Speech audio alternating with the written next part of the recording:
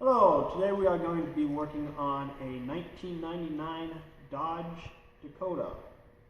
We'll go over the wrenches first that you're going to need to work on this job. My suggestion would be one crowbar, one impact wrench.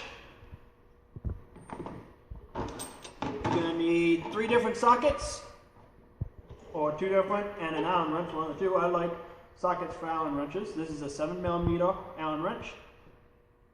This one here is a 3/4 socket, and this one is a 36mm socket. Now, the problem with the Dodge Dakota is that the key nut actually has 2 different sockets depending on your Dodge Dakota.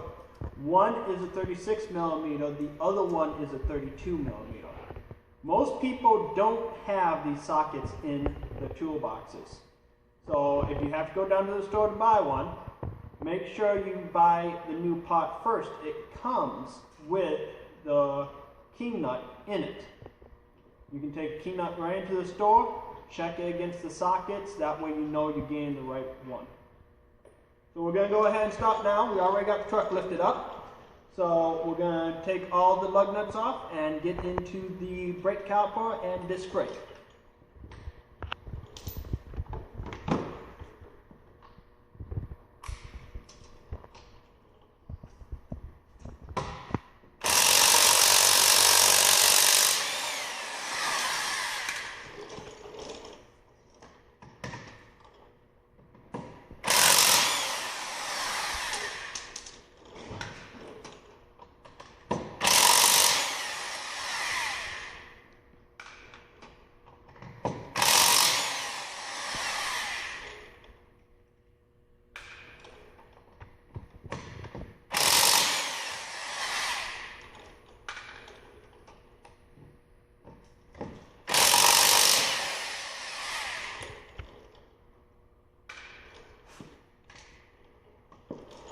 Okay, and this wheel is going to be nice to us. Sometimes you have to hit them with the hammer to get them to come off.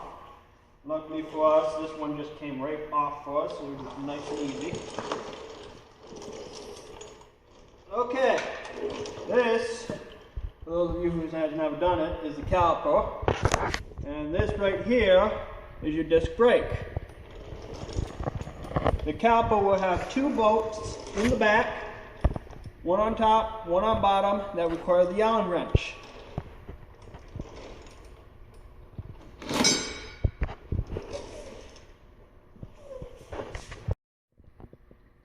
Okay, for this next part, I forgot to mention, one of these guys, a ratchet, and then you need your 7mm, like I said before, and there's a bolt right here at the top that we're going to take off. Make sure that you are going left, otherwise you're going to end up breaking the bolt off. That would be a bad thing.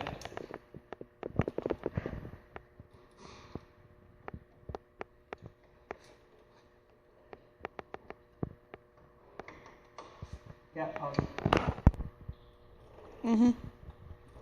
Okay, had a little bit of trouble getting it in there, but we finally got it.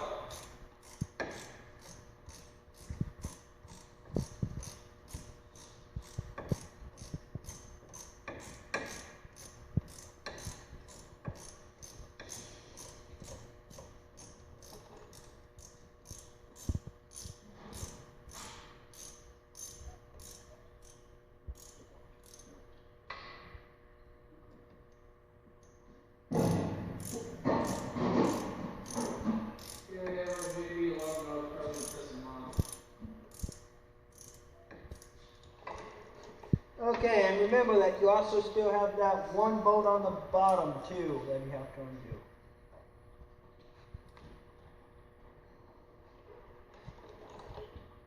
The bolts don't always come all the way out, so if they don't worry about it.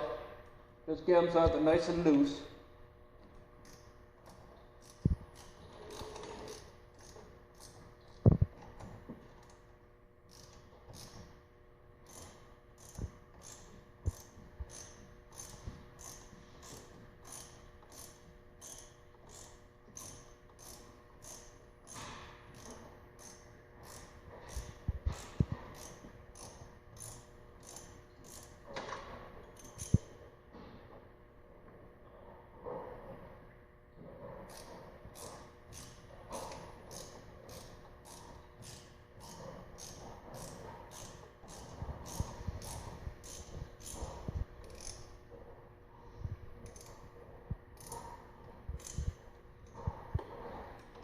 Okay, normally how I judge these things is once you get them pulled out enough so that you can pretty much see the whole entire color of the bolt coming past the rubber boot, they're probably out far enough. Now this part here, you normally need a screwdriver, like a flathead or something. Sometimes they'll pop up for you, sometimes it won't.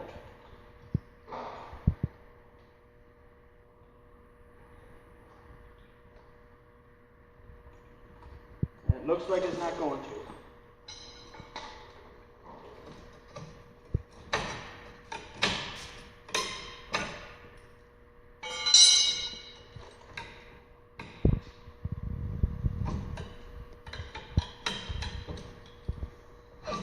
There we go.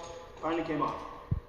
Okay, now if you're careful, you can keep the brake pads and everything all nice inside the caliper here, and all you have to do is just very carefully lay it right up here on top, and it'll stay right there.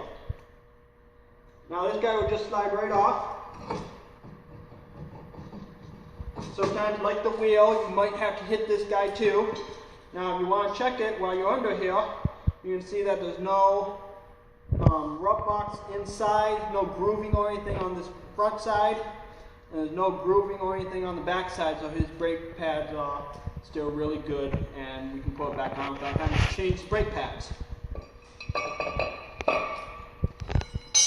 Now we're to the hub assembly. This guy right here is your hub assembly. This is where your bearings and everything's at. You have a big key nut right in the middle here. That's going to have to come off. Now this is a two-wheel drive truck, so I don't have to mess around with any of the four-wheel drive components that would normally be in the back. If it was a four-wheel drive truck, you'd have the kingpin nut, probably with the kingpin, and then you'd also have 3 bolts in the back that you'd have to undo.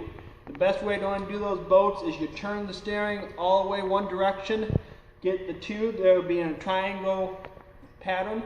You get the bottom one and the middle one, and then you turn it all the way back the other way, and you get that the third one on the other side. But because this is a two-wheel drive vehicle, we get to do it easy, and all we have to do is pull off the king nut.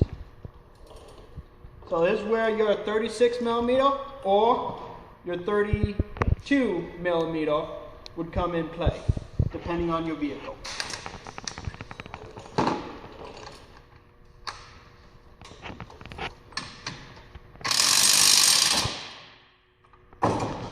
As the brake thing doesn't stay there for me.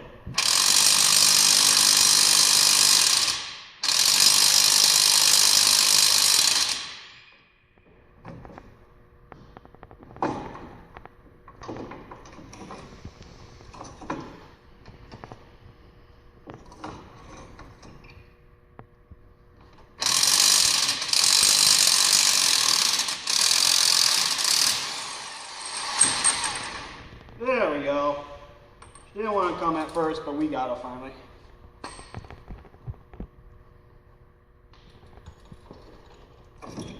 Okay. I'm just going to throw this brake pad here right back on. It just popped off when it went to fall on me. And then we'll put it right back up there.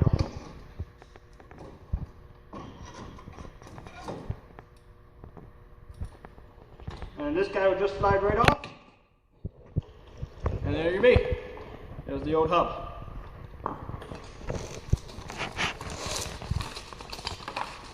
The new hub is right here. As you can see, they look very similar. There's your king nut. Never reuse, according to the manual of the truck, the old king nut. When you replace them, put a new one in. The reason why is these king nuts are actually locking nuts. There's a rubber gasket on the outside of it, and it wears out when you pull them on and off. So make sure you replace the nut. Don't put the old one on if you don't have to.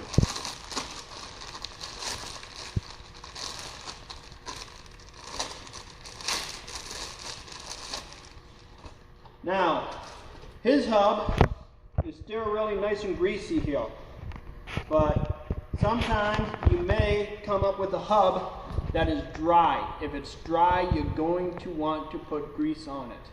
He will be okay because it's nice and moist still. We're just going to go ahead and skip the grease this time. All you have to do with this guy is slide him right back on.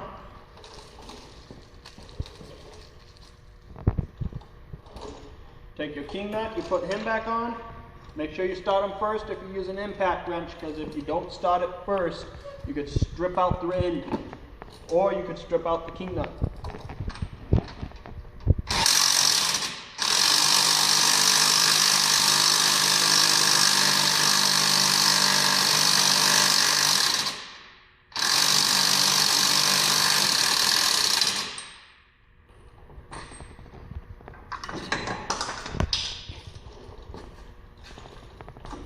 Alrighty, now comes into play is your breaker bar, and this is my torque bar. You put it on the end of this thing, you set your breaker bar to 175 pounds per square inch.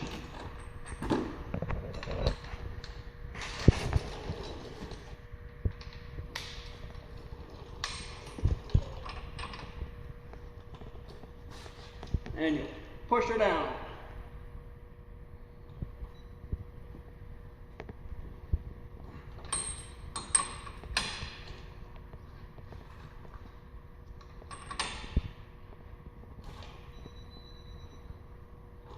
There we go.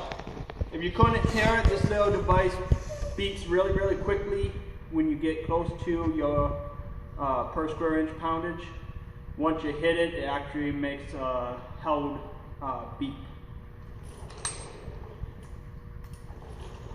So now all you have to do is basically do everything that we did to get to this point in reverse, and put the Honda thing. Okay, now that you got the truck back together, make sure you get down on the ground, and then take your torque wrench and torque all of the lug nuts to 100 pounds per square inch. My name is Jake. I hope that this helped you with your Dodge Dakota. If you like my video, please give me a like down below. Please feel free to leave comments. You have a great day and good luck on your project.